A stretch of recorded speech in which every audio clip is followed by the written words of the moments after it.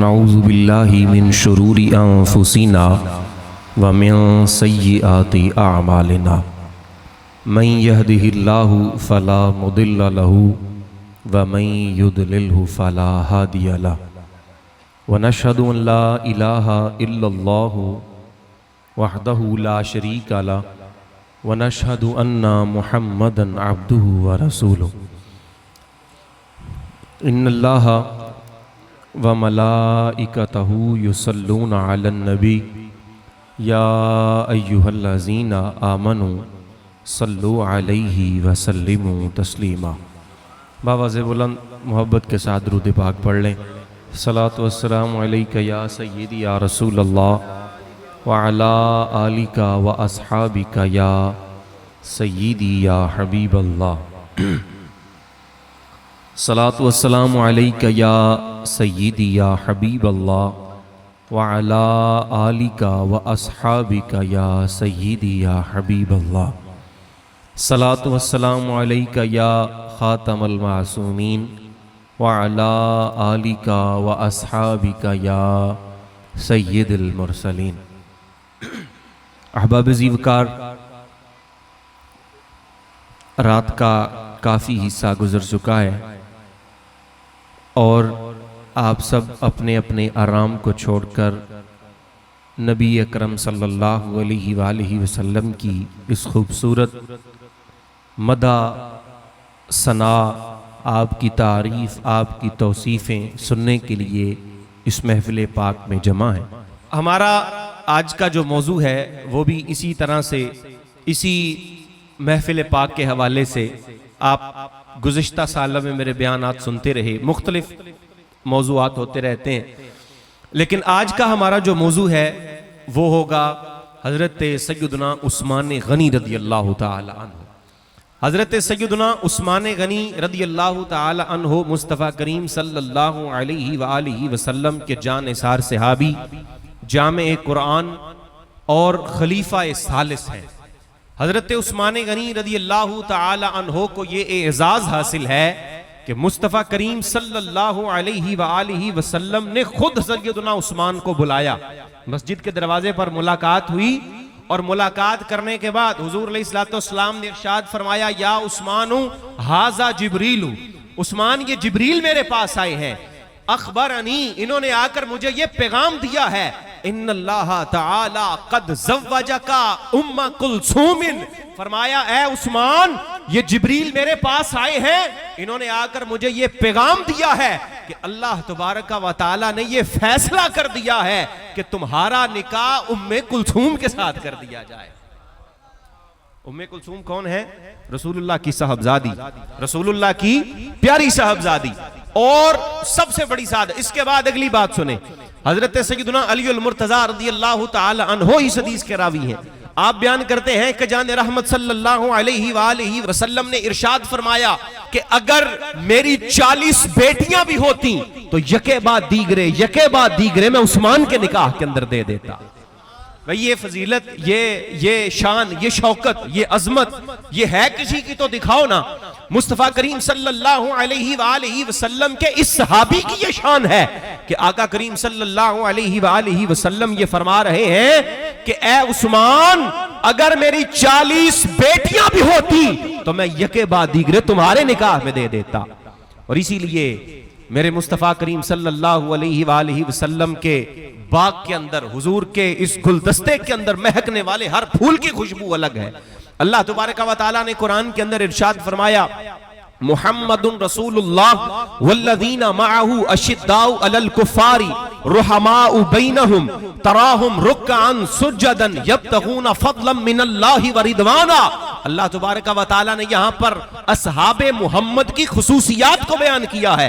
اب جو یہاں پر خصوصیات بیان کی گئی ہیں نا، ایک تو مفسرین نے لکھا کہ ایک تو یہ ہے کہ یہ ساری کی ساری خصوصیات تمام کے تمام کے اندر پائی جاتی ہیں، یعنی یہ جو رحم والی شخصیت، رحم والی جو صفت ہے یہ جناب ابو بکر صدیق کے اندر بھی پائی جاتی ہے، جناب عمر فاروق میں بھی پائی جاتی ہے، جناب عثمان غنی میں بھی پائی جاتی ہے، جناب علی المرتضیٰ میں بھی پائی جاتی ہے، سارے صحابہ میں پائی جاتی ہے۔ اسی طرح دین پر شدت والی صفت تمام کے اندر بھی لموم پائی جاتی ہے، لیکن ایک خصوصیت ہے دوسرا قول یہ ہے کہ خصوصیت یہ ہے کہ اللہ تبارک و تعالی نے اپنے پیارے حبیب صلی اللہ علیہ وآلہ وسلم کے چاروں جو خلفاء ہیں ان کا تذکرہ اس آیہ کریمہ کے اندر فرما دیا ہے. فرمایا تکبیر، نعرہ رسالت، تاجدار ختم نبوت، سارے بولو تاجدار ختم نبوت، تاجدار ختم نبوت، تاجدار ختم نبوت. تو مصطفیٰ کریم صلی اللہ علیہ وآلہ وسلم کے صحابہ کی یہاں پر شان بیان کی گئی ہے. فرمایا محمد رسول اللہ، آقا کریم صلی اللہ علیہ وسلم کے بارے میں بتایا کہ وہ اللہ کے رسول ہیں. اور دوسرے نمبر پر فرمایا والذین معہ. مفسرین نے لکھا یہ معہ سے مراد جناب ابو بکر صدیق ہیں، اس لیے کہ جو معیت مصطفیٰ انہیں میسر ہوئی ہے. غار میں جاتے ہیں تو ساتھ کون ہے؟ ابو بکر. اگر مزار میں ہے تو ساتھ کون ہے؟ ابو بکر. تو فرمایا والذین معہ، یہ معیت سے مراد جناب ابو بکر صدیق کی معیت ہے. اور اس کے بعد فرمایا اشداء علی الکفار، کفار کے اوپر سختی کی جب بات آئے تو یہ صفت پائی جاتی ہے جناب فاروق اعظم کے اندر. جناب فاروق اعظم کے اندر ان کو اللہ تبارک و تعالیٰ نے دینی معاملات میں بڑا سخت بنایا ہے. اور پھر فرمایا رحماء بینہم، جب آپس میں رحم دلی کی بات آ جائے تو اس میں اشارہ ہے جناب عثمان غنی کی طرف. اور چوتھے نمبر پر تراہم رکعا سجدا، یہاں پر اشارہ ہے جناب حیدر کرار کی طرف. تو اللہ تبارک و تعالیٰ نے اپنے حبیب صلی اللہ علیہ وآلہ وسلم کے چاروں صحابہ کرام کی شان کو اس آیہ کریمہ کے اندر بیان کر دیا. آقا کریم صلی اللہ علیہ وآلہ وسلم نے اپنی پیاری بیٹی حضرت سیدہ رقیہ رضی اللہ تعالی عنہا سے فرمایا اے میری بیٹی، یہ میرا عثمان، اس کی عزت و اکرام کے اندر کوئی کمی نہ آنے دینا. فرمایا اکرمی ہی، اس عثمان کی عزت کرنا، اس کی تکریم کرنا، اس لیے فَإِنَّهُ أَشْبَهُ أَصْحَابِي بِي خُلُقًا. فرمایا یہ میرا عثمان وہ ہے جس کے اخلاق سب سے زیادہ میرے ساتھ ملتے ہیں. اس عثمان کے اخلاق سب سے زیادہ میرے ساتھ ملتے ہیں. اخلاق نبوت اللہ تبارک و تعالی نے جناب سیدنا عثمان غنی کو عطا فرمائے. اور پھر مفسرین نے یہاں پر ایک بڑا خوبصورت نقطہ لکھا کہ جب آپ کے گھر کا محاصرہ کیا گیا نا تو آپ رضی اللہ تعالیٰ عنہ نے کچھ باتیں ارشاد فرمائی. فواللہ ما زنیت فی جاہلیت ولا فی اسلام قط. آپ نے فرمایا میں وہ ہوں جس نے نہ تو کبھی زمانہ جاہلیت میں زنا کیا، نہ کبھی اسلام لانے کے بعد زنا کیا. میں نے کبھی زنا نہیں کیا. ولا قتلت النفس التي حرم اللہ، نہ میں نے کبھی کسی انسان کو قتل کیا جس کا قتل کرنا اللہ نے حرام قرار دیا تھا. میں نے کبھی کسی انسان کو قتل بھی نہیں کیا. ما تغنیت ولا تمنیت، نہ میں نے زندگی میں کبھی کوئی گانا گایا، نہ میں نے زندگی میں کبھی کوئی جھوٹ بولا، نہ میں نے جھوٹ بولا، نہ میں نے گانا گایا. ولا شربت خمرا فی الجاہلیت ولا فی الاسلام. فرمایا نہ میں نے زندگی میں کبھی زمانہ جاہلیت میں شراب کو ہاتھ لگایا، نہ کبھی اسلام لانے کے بعد شراب کو ہاتھ لگایا.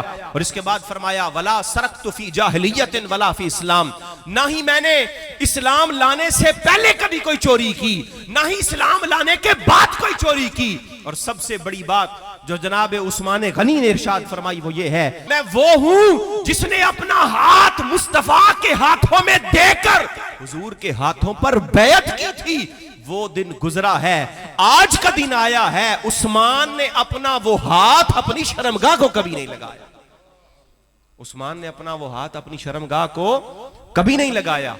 بڑے بڑے جاہل، بڑے بڑے بے وقوف لوگ بڑے بڑے اعتراضات کرتے ہیں کہ دیکھو جناب سیدنا عثمان غنی رضی اللہ تعالی عنہ تو وہ ہیں، انہوں نے بدر میں شرکت نہیں کی، انہوں نے احد میں شرکت نہیں کی، تو پھر جناب مولا علی رضی اللہ تعالی عنہ نے تو شرکت کی.